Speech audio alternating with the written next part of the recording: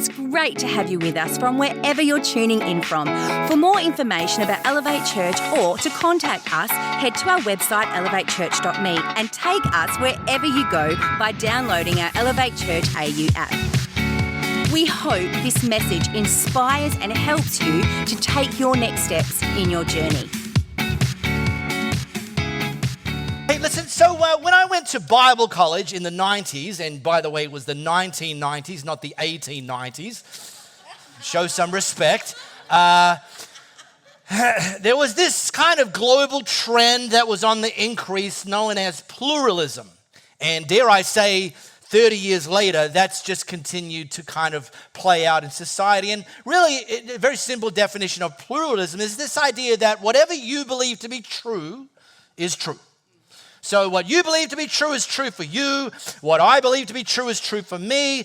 Truth is relative. There's no such thing as absolute truth. Which, when I went to Bible college, I ran into a wrinkle. And the wrinkle is that Jesus claimed that he was the way, the truth, and the life. That he wasn't just declaring that there's such thing as truth.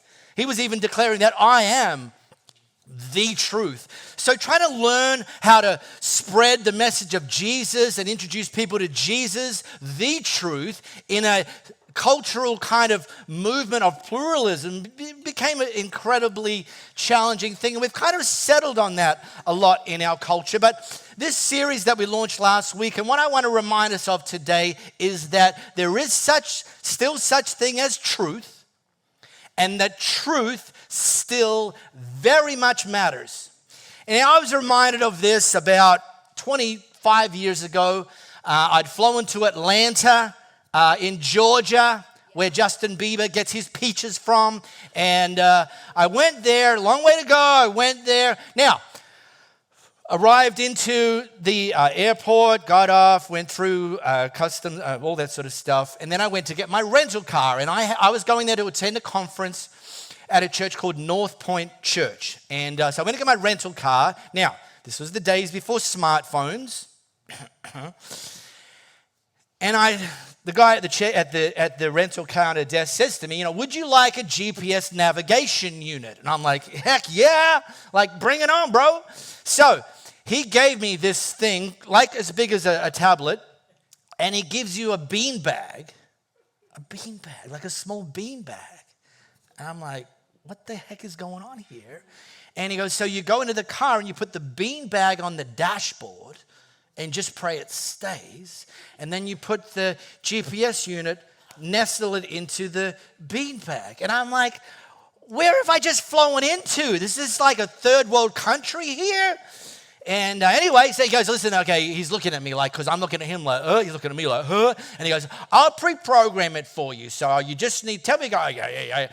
Off you go, and it'll lead you there. So, all right, cool. Find the car, put the beanbag in, put the thing, plugged the GPS unit, power adapter into, can you guess, the cigarette lighter.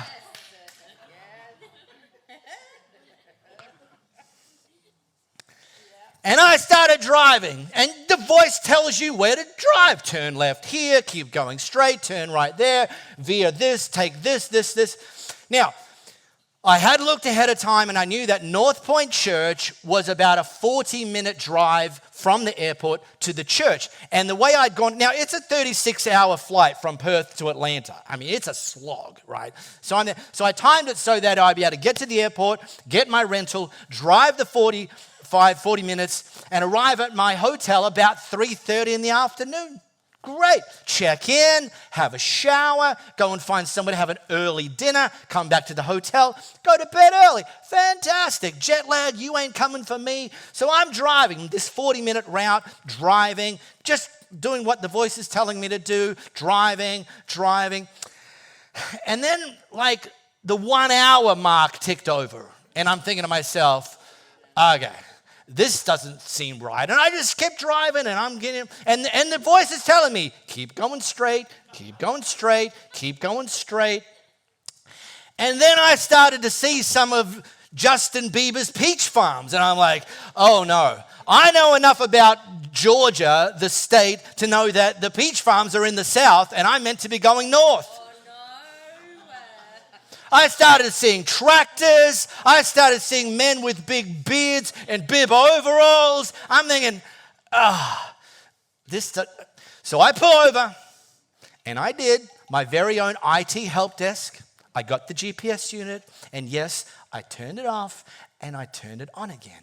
And she said to me, recalculating route. Turn around and start driving north. I thought I'd be driving north. Anyway, I had to then go through Atlanta. Now, the freeway in Atlanta that connects the south, which I'd now found myself in, to the north, runs right through the middle of the city. And this is a business town. This is the headquarters of Coca-Cola's, of Coca-Cola, Delta Airlines. I mean, I went through the freeway through the middle of the city at 5:30 p.m. I have never used so many adult words in a 20-minute window as I did just on that little stretch of freeway. Instead of arriving at my hotel at 3:30 p.m., I arrived at my hotel at 8:30 p.m. And it was a reminder that despite what a glitchy GPS unit was telling me, north is still north, and south is still south. These are not suggestions. These are not opinions. There is such thing as truth. And learning the truth and applying the truth still matters today, whether you're driving or in other areas of life. So this series is all about just some of the foundational things that as Jesus followers, we know to be true. Now, Marcy, one of our teaching team from Gateway Church in Melbourne, part of our teaching team, kicked this off last week. And I asked the question, how did that mess with your head? And most of you like, it was the third time I'd seen that message, and it still messed with my head. So many things to take in, so many greatest hits, but one of them I think that I got the most value out of was just this idea that in the various things that we believe as Jesus followers around the world, there's a category of things called what she called close-handed issues. And then there are other things that are open-handed issues. And that it's important to know which ones are which and then apply them equally. In other words, we can even disagree on open-handed issues and still be friends. You could even be in the same church and disagree on open-handed issues and still have unity, providing we're unified around the closed-handed issues. So it's just great, really, really great things today. I want to drill into one of the closed-handed truths today. Now, in January, Louisa, my wife here, and I celebrated our 28th wedding anniversary. So there's that, yay. And we got off to a rocky start. Some of you know that. So I say we've been married for 28 years, happily for 23. So the first 5 was not pretty. Because two worlds collide. Two strong personalities collide. Two cultures collided. Australian born to English heritage. Australian born to fresh off the plane Italian heritage. And I would go to these family meals. And it was different for me. Very different from how I grew up. Incredibly different. And after about 8 years, one of Louisa's uncles takes me aside. This is never good. Marco, the family actually thinks you hate us. And I'm like, what? Have you seen how much food I eat? I mean, bro. I'm like, why would you think that? He says, because you've been coming here to our family gatherings for 8 years and you've never said a word. And I'm like, I've been waiting for my turn.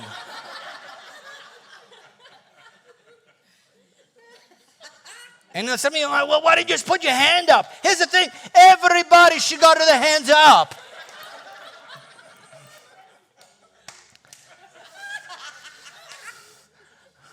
I'm just like, I'm sorry, but in my family, like, people took turns.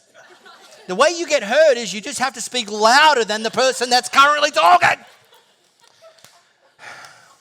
But actually, one of the things that helped our marriage turn around is when we both better understood where we came from, and then both better understood where each other came from. And the big idea of today's message is this idea that when you better understand where you're from, you better understand who you are. That your origins speak to your identity. And it's true in a relationship, and it's true following Jesus. So let's unpack that today. If you've got your Bible app, you can scan this flow code. Yep, this one's still working. This projector is going to be with Jesus in about 3 weeks' time. But we think we've got the new one. They're currently on order halfway across the Nullarbor.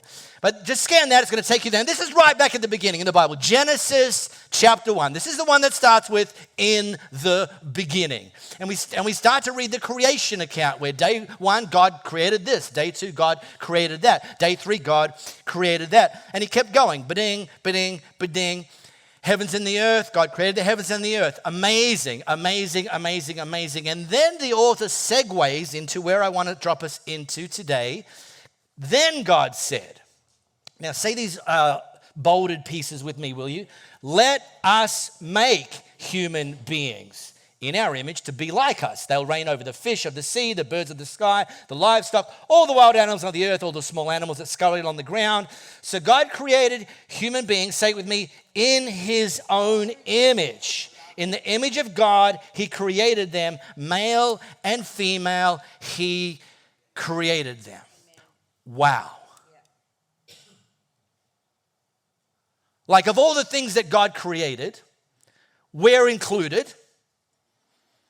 But we're the only thing that God created, that he created in his image. When you understand where you're from, you better understand who you are. There's nobility when you realize you've been created in God's image. There's a commitment and a desire to live at an elevated level. There's things that you're better than that. You can think better than that. You can dream higher than that. When you better understand where you're from, you better understand who you are.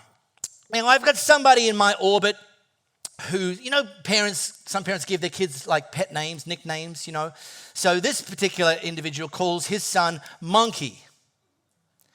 And I don't particularly like that. Now, I didn't say that. It's not my kid.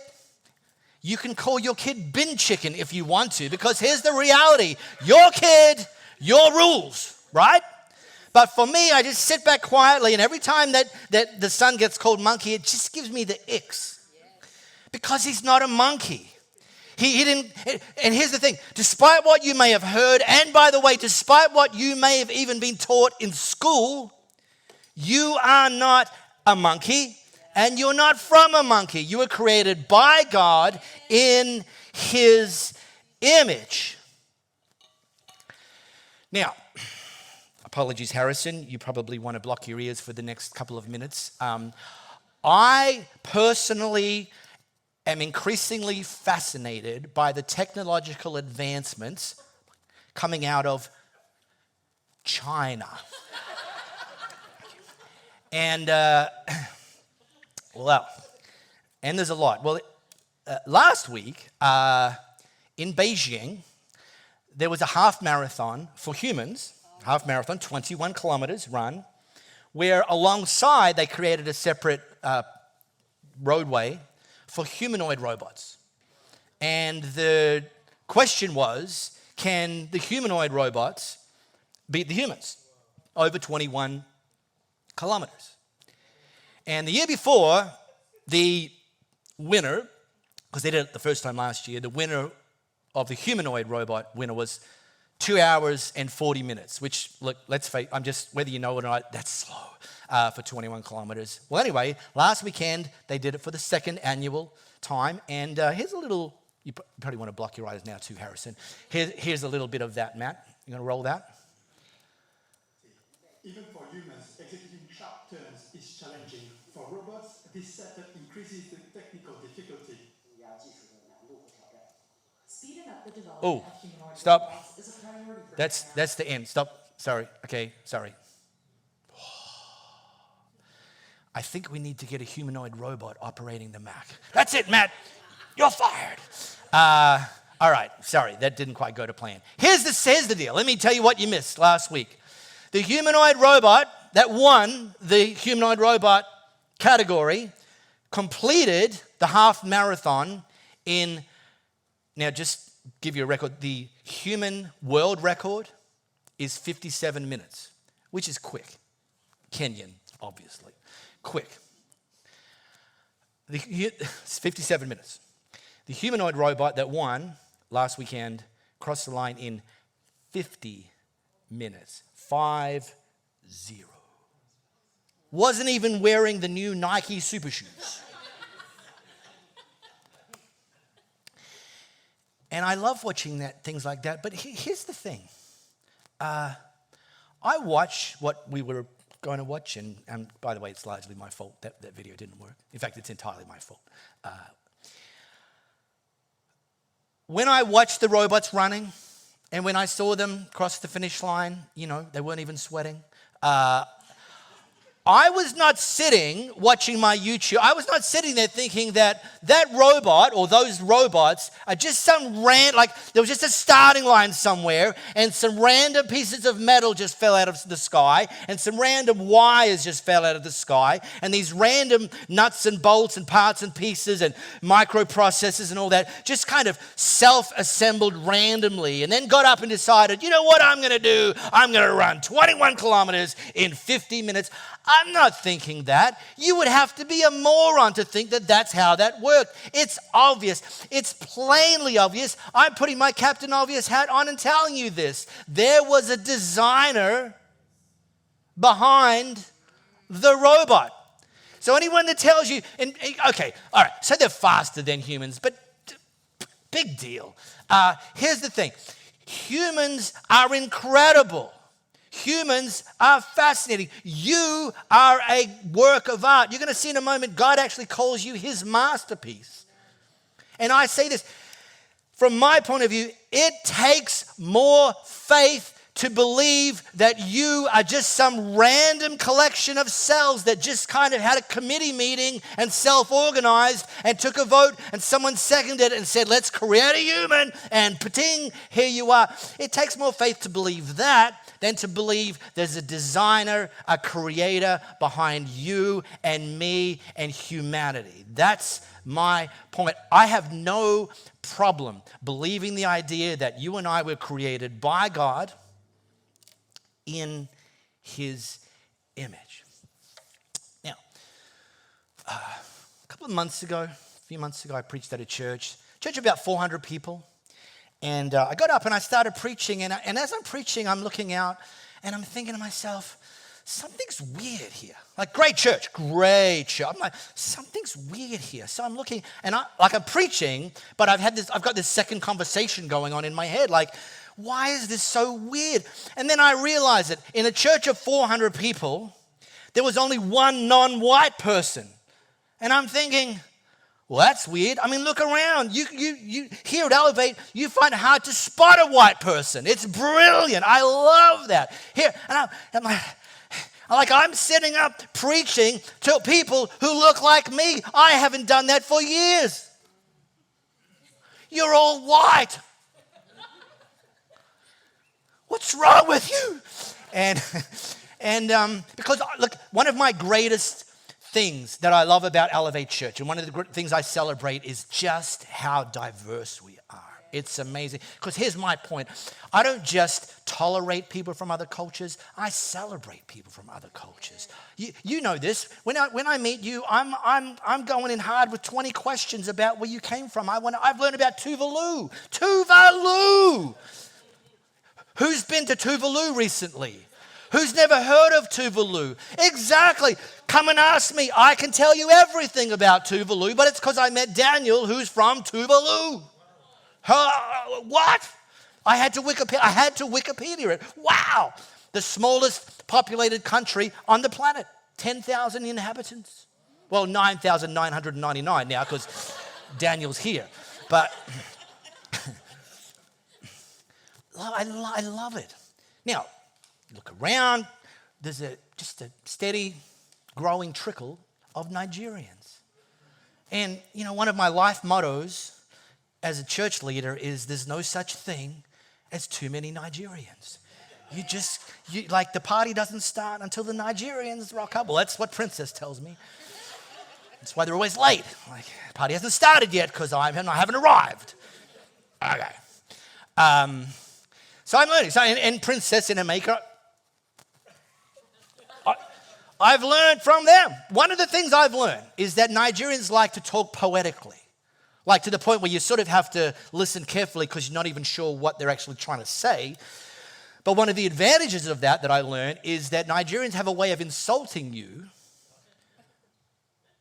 so poetically that you aren't even sure you're being insulted. Like I learned, this is the first one I went from Princess, is that if someone's just making some poor decisions, they don't say, you're an idiot. They say, it appears that you have been sitting under the tree of knowledge and no fruit has fallen in your lap. Come on! You can write that down. I'm telling you, I love that. I love that. All right, but look, and then I'm like, oh, okay. I need a collection of these. I'm like, so I went home and I went on the internet and I found more. I found when someone is completely destroying their life, you don't say, come on, you're wasting your life. No, Nigerian might say this to you, I learned. Wisdom is chasing after you, but you are running faster. Am I right? Well, anyway, then I kept poking around, and I'm telling you, there's a big, big, deep Nigerian rabbit hole that I went down, I'm telling you. And it was just after Christmas when I'm doing this research. Watch this Nigerian guy's confessing that he'd eaten a bit too much over the Christmas break. But I learned that Nigerians, they can even insult themselves and not realize that they're insulting themselves. So this guy, who's sort of sitting in a bit of regret about how much he'd eaten, says to the camera, my image of God is expanding.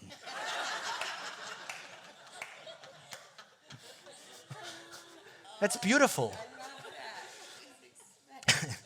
They caught my eye because I knew I was going to be preaching about the image of God. I'm like, I'm using that. I'm telling you, I don't care. I don't care if I never get seen again. I'm telling the team this morning, be like, it's 2029. Somebody's going, what happened to that guy that used to lead Elevate Church? What's his name? Mark Pomegranate or something? Like, I don't know. Oh, that's right. Yeah, I heard he preached this message and he told some Nigerian jokes and he's never been seen again.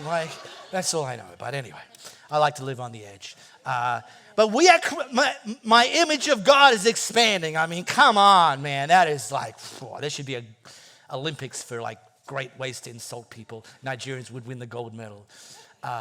There's this statue, and I'm putting the PG version up, all right, because we don't need to see David's cash and prizes on a Sunday morning. But very, very famous statue. I would dare to say probably one of the most famous statues in the world. Even if you haven't been there, you've probably heard of this. And this is the guy, or the statue of the guy that fought Goliath and won. And the backstory of this, so the actual statue is about 9 foot tall. In Italian, they call the statue Il Gigante. Even though David was actually short, the statue they call the giant, Il Gigante. And you go there, it's wow, incredible. But there's a few unique things about this statue that, number one, when the block of marble was brought in to Florence, the people that paid for the marble, they commissioned one of the most renowned sculptors at the time. And this was a very tall, but a very shallow block of marble. And so this guy got started, one of the most renowned sculptors in Florence, And he quit. He literally walked away from the commission very shortly after starting and said, this is impossible. Can't be done. So the people who, the rich people who'd bought the marble, they then handed the commission to another very famous sculptor in Florence. He took over, started chipping away, quit, said, no, I'm sorry, like the shape of this marble, what you're asking me to do, sculpt a statue of David, can't be done. And so that block of marble actually sat for another 40 years. Until they gave the commission to a relatively unknown artist named Michelangelo, 26-year-old kid, effectively. And he came up with this. Now, when you know this, it explains little things like why his hand is like this holding the sling. It's because that was the depth of the marble. Like you'd think he'd be like, but that's the marble. That's so the sling. It's Michelangelo did it. And he was asked, and I have shared this once before, he was asked, tell us about the process. And he simply answered this way, I created a vision of David in my mind and simply carved away everything that was not David. And here's what we're reminded of in that moment. David was in there the entire time. God has created you in his image, and he has a vision of you that while we're here on this earth, we have the opportunity to realize that vision. The vision is in there already. The vision is in there already, and God just wants to carve away everything that isn't who he sees you in his mind's eye. Paul wrote it this way, and I want you to say this word with me. For we are God's masterpiece. He created us anew in Christ Jesus so we can do the good things he planned for us long ago. So this very truth flies in the face if you've ever been told you're not good enough. You're not smart enough. You're not, fill in the blank. You're not something enough. That's not how God sees you. That's not how he pictures you. That's not what he's trying to bring you to a place to be. And unfortunately, some of those words that get spoken over us take residence in our mind and become our narrative, but God wants this to be our narrative. So how about we just do a little bit of audience participation time. Repeat after me. I am God's masterpiece. Which sounds beautiful, but I'm pretty sure not all of you might believe that. Well, you don't know what I was thinking last night. You didn't know what I did last week. You didn't know the things I struggle with. And I just want to show you something. Sometimes we don't feel like a masterpiece. Sometimes, okay, that's true for someone else, but God wants you to know that's true for you. And I'm going to take you to Bible college back in the 1990s. A very simple principle is that salvation is most often an event. It's the point in our lives where we make a decision to put our faith in Jesus. And some of you can remember where you made that decision. When, the date, that some of you can remember, where were you when JFK was assassinated? It's kind of that kind of thing, great, but that's an event. And that event called salvation then jumpstarts a process called sanctification. And the reason that you are not yet, and know you're not yet, and don't feel like you are yet, all that God's created you to be, is because you're not. We should be walking around with t-shirts that say work in progress, because it's a process. But here's the thing.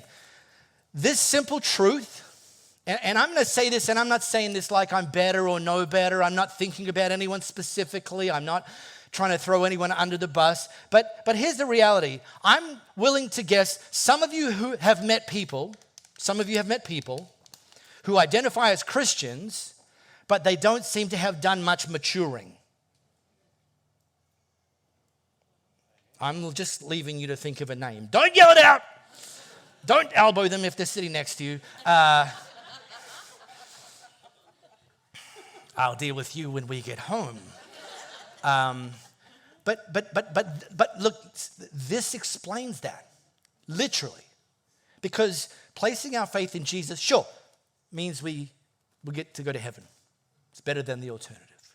But God wants us to be living in the fullness of his created us while we're here on earth. And the only way we will get to experience that is if we consistently submit ourselves to this process of sanctification, which involves words that we don't even necessarily like to say out loud. Surrender, submission, obedience, discomfort. Hello! Like consistently putting ourselves in the place, and Jesus gave us the words to pray, God, not my will, but yours be done. And trust that he, like Michelangelo, just keeps stripping apart and stripping away the pieces that don't look like the image that he's created you already. You are in there. The masterpiece is in there. As we submit to the process, the purification, the getting rid of the stuff that's unimportant or destructive or less than, we'll start to experience more of what it actually looks like in reality to be living as God's masterpiece. All right, I'm going to try and outrun the Nigerians. I might see you next week. We really hope you got a lot out of this message. If you live in the Perth area, we'd love for you to join one of our live experiences. For times and directions, as well as information, head to our website, elevatechurch.me. For those of you beyond the Perth area, we'd love for you to connect with our online experience, which premieres every Sunday via YouTube and Facebook Live, and on demand immediately after. And to partner with us to reach more people by giving financially, head to our website, elevatechurch.me, and also download our Elevate Church AU app.